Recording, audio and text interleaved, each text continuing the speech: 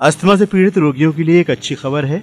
विश्व अस्थमा दिवस के मौके पर राजधानी में बॉम्बे चिल्ड्रन हॉस्पिटल के डायरेक्टर डॉक्टर राहुल अग्रवाल आए और उन्होंने कहा कि इस रोग से पीड़ित मरीजों के लिए समुचित इलाज की व्यवस्था है। अगर सही समय पर या नियमित समय से इसके लिए प्रिकॉशंस ले लिए जाएं तो पीड़ित को फायदा मिल सकता है, लेकिन लोगों में जन जागरूकता इसके लिए होना आवश्यक है। साथ ही कहा, अगर ये रोग है तो निदान आवश्यक है।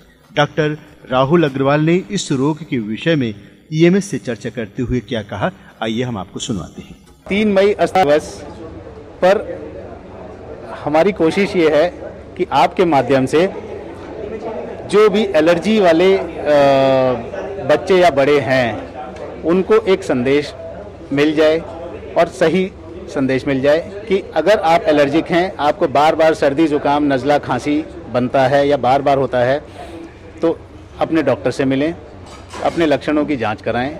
अगर आपकी सांस की नलियों में एलर्जी है और आपको बार बार ये लक्षण आते हैं तो आप एक रिस्क जोन में हैं कि आपको कभी भी अस्थमा का एक सीवियर अटैक लग सकता है। अस्थमा की कई कैटेगरीज होती हैं, आप किस कैटेगरी में फॉल करते हैं उसके अकॉर्डिंगली आपका डॉक्टर आपको इलाज करेगा। अस्थमा का डायग्नोसिस बहुत आसान है, इलाज बहुत आसान और बहुत अच्छा इलाज उपलब्ध है, जिससे हमारे मरीज 100% नॉर्मल जीवन जीते हुए आपकी और हमारी तरह नॉर्मल काम करते हैं एंड आप आइडेंटिफाई नहीं कर सकते हैं कि इनको सांस की नलियों की कोई बीमारी है। इस कार्यक्रम का आयोजन देश की जानी मानी दवा निर्माता कंपनी सिप्ला ने किया था। ये कंपनी अस्थमा के रोगियों को इस रोग से निजात दिलाने के लिए काफी काम कर रही है। 2011 से इसने अस्थमा जागरूकता अभियान चलाया है।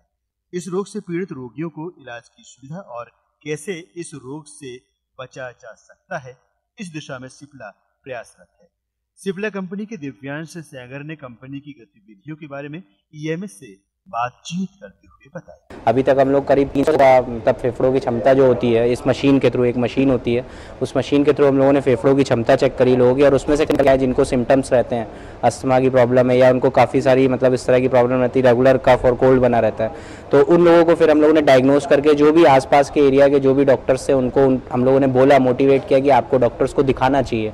तो ये हम लोग का मेन पर्पज़ है। तो इसमें क्या है, अब जो हम लोग का मेन एक्शन प्लान है आगे, जैसे आगे भी हम लोग कैंप्स और ये कैंप्स क्लिनिक्स जो भी हैं हम लोग किस तरह के कैंप्स, और ये जो मशीन होती है इससे हम लोग फेफड़ों की क्षमता लोगों की जांच करते हैं। उसमें से कई सारे पेशेंट ऐसे निकल के आते हैं जिनको पता नहीं होता है कि अस्थमा का प्रॉब्लम है। इस मशीन से थ्रू हम लोग उन लोग को बताते हैं और उनसे जब हम सिम्टम्स पूछते हैं, उनसे जब हिस्ट्री लेते हैं तो वो खुद बोलते हैं कि हाँ हमको ऐसे कुछ क्वेश्चंस होते हैं, वो निकल के आते हैं, तो वो खुद बोलते हैं कि हाँ उनको हमें ऐसी प्रॉब्लम रहती है। तो जो आसपास के जितने भी डॉक्टर्स हैं, सच कोई हम लोग का एक फिक्स कोई डॉक्टर नहीं, जितने भी आसपास के जो भी उनके फैमिली फिजिशियन है या कोई भी उनके एरिया में जो आसपास उनके पास उनको भेजते हैं।